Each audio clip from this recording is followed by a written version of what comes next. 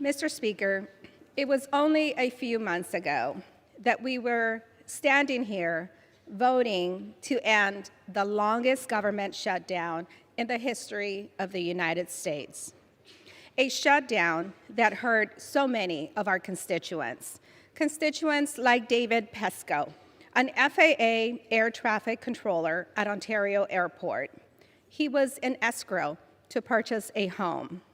And without a paycheck coming in, he had to rely on his family and friends' generosity in order to make ends meet. We owe David and the American people much more. And that is why I am especially proud of the timely introduction of these appropriation bills. It exemplifies the hard work of my colleagues on the Appropriations Committee and this majority's commitment to good governance. Mr. Speaker, in years past, we have relied strongly on omnibus spending bills to fund the government. But now, with the hard work done by members on both sides of the aisle, this majority is leading us in a return to regular order. As often has been said on this very floor, the primary job of Congress is to fund the American government and keep it open and operating. Our constituents deserve no less. With this package under consideration today, the House will do just that with respect to 4 of the 12 spending bills.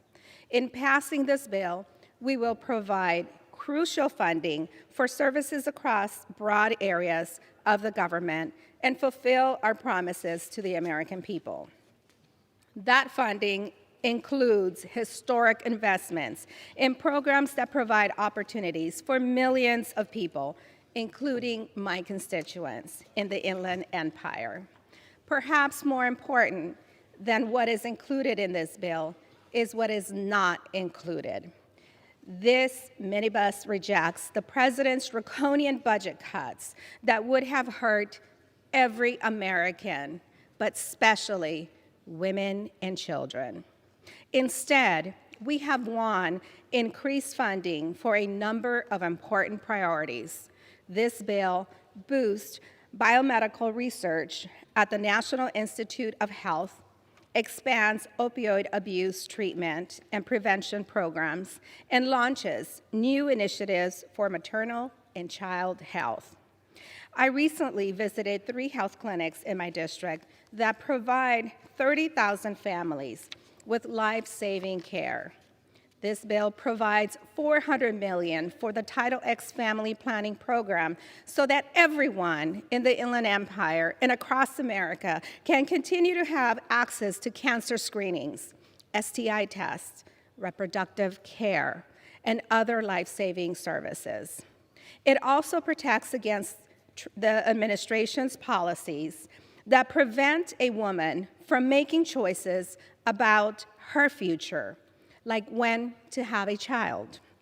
When women do decide to become mothers, this bill supports them by investing in working families and our children, with $7.8 billion for the Child Care and Development Block Grant Program. Passing this bill will demonstrate our commitment to the ideal that all students deserve a quality, safe, and affordable education.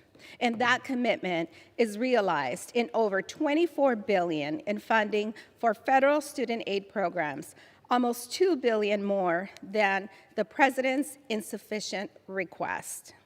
And just as important, this bill's acknowledgement of how far we have to go in helping underserved communities. The bill provides $917 million to assist minority-serving institutions, including $150 million for Hispanic-serving institutions like Cal Poly Pomona, Cal State San Bernardino, and UC Riverside, which prepare thousands of students in my district to be tomorrow's leaders. Mr. Speaker, I am also happy to report that this legislation provides the funding necessary for a 3.1% pay raise for our service members who continue to serve our nation around the world. As a mother of an Air Force veteran, it is wonderful news to hear that our service members are being acknowledged for the hard work that they do, keeping our nation safe at home and abroad. In addition to paying our service members more, this bill will protect our men and women in a uniform from one of the most common harms that they encounter: sexual assault. The $38 million in additional funding for DoD's sexual assault prevention and response programs will ensure that survivors have representation while navigating the complicated military justice process, that they will not have to wait years for a resolution. Years, Mr. Speaker, as one of my constituents had to do. This bill not only invests in our priorities at home, it advances our priorities abroad. And I am particularly pleased with increased investments in certain areas, including global reproductive health and aid to Central American countries.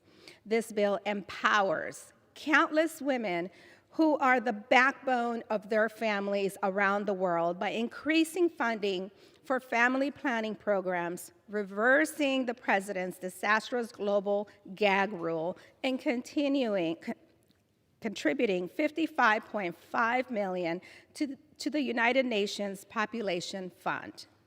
Robust funding is included for counter-narcotics and law enforcement efforts in Colombia, Mexico, Central America, and the Caribbean. This bill also ensures that the funding provided goes to the right people, Mr. Speaker, instead of the corrupt officials that undermine democracy and misuse U.S. aid. This is especially important given the recent report regarding corruption in the Northern Triangle countries of Guatemala and Honduras.